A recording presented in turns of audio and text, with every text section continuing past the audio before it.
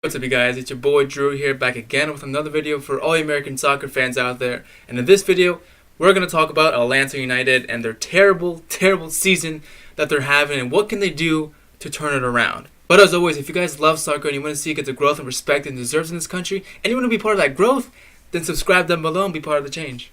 Oh, alright, Atlanta United, very successful last season, really great last season, winning a trophy last season, being one of the best teams, if not the best team in MLS, and hyped up as that coming into this year, coming off a really great season last year.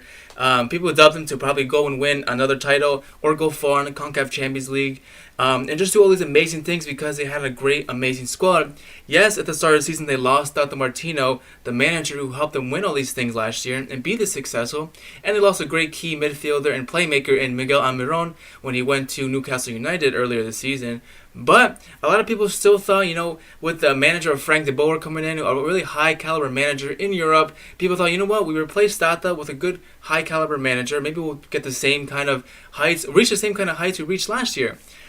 But, we still got Joseph Martinez in the squad, Ezequiel Barco, Pity Martinez coming in. But when the season started, it all just kind of went, downhill. So let's put this in perspective. Last season they finished second in the Eastern Conference, only falling behind New York Red Bulls by not much. But then this season, if you guys look at the Eastern Conference this season, they're dead last. Only 5 points at the bottom of the table. I think that they're third place in terms of points. I think Colorado Rapids is the lowest team right now in MLS, which is no surprise. And second of all, they're the lowest scoring team overall, even lower than Colorado Rapids. It's crazy. What's also really crazy is that they were winless at home in Mercedes-Benz Stadium this season in MLS, and also they've only won one of their last 5 games in the MLS season. So the main thing that I think that Atlanta United need to do to actually get out of this slump, because they have the players to get out of this bad form and all these bad performances. They have the players of good quality that can really be successful like they were last year in MLS. They got the highest goal scorer of last year, Joseph Martinez, still in the squad, just waiting to score goals, but he hasn't been able to reach that same heights. Neither has the team at all. I think the one thing that Atlanta United need to do, and probably the only thing that will save them right now, because I think they've got the players to get out of the slump, and they've got the mentality. We know that they can win stuff. They got a winning mentality, but I think the only thing holding this team back is the manager.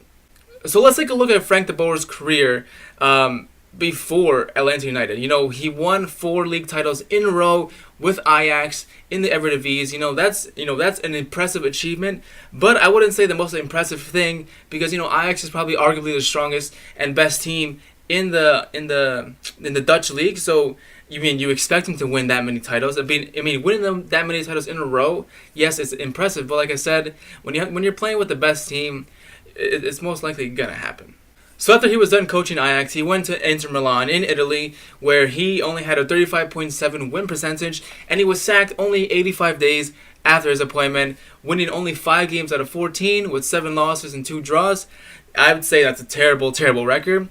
But so after he was sacked there, he figured he'd try his trade into the Premier League, coaching Crystal Palace, where he became the quickest manager ever in Premier League history to be sacked, just 93 days after his appointment, with a 20% win percentage. He was only in charge of 5 games, so it was only like 10 weeks at the helm of Crystal Palace.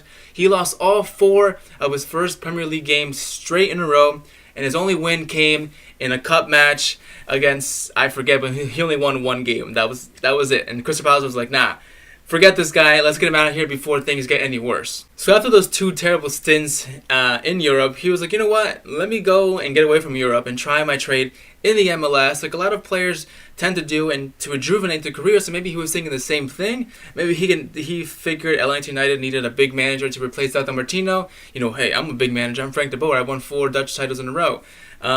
So he was like, yeah, let me try my trade. And now look at Atlanta United. 6 games in the league, only 1 win, 3 losses, and 2 draws.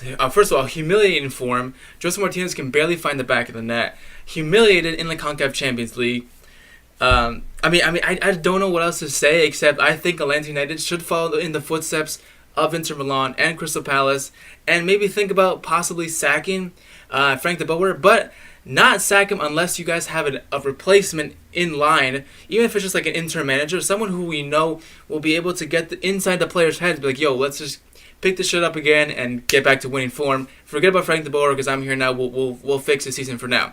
But I really think that the main thing Atlanta United need to do is get rid of Frank de Boer, because clearly what I've read and what I've heard in the media and what I've read online is that he really is a very stubborn manager, and if he wants to play a certain way, that he's gonna play a certain way. If he wants to play certain players, he's gonna play those certain players until he's done. Like he gets bored and wants to change his mind. Like he's a very stern, like stubborn manager, and that's not gonna fly with Atlanta United clearly. And I think getting rid of him right now would be a good idea. I know I made a video a couple weeks ago after a bad performance from Atlanta in the CONCACAF Champions League. I was like, you know what, because people were on the whole sack Frank de Boer train already. It was like 2 or 3 games in the season. And I was saying, you know what, give him some time, you know, let him get adjusted to the MLS, blah, blah, blah.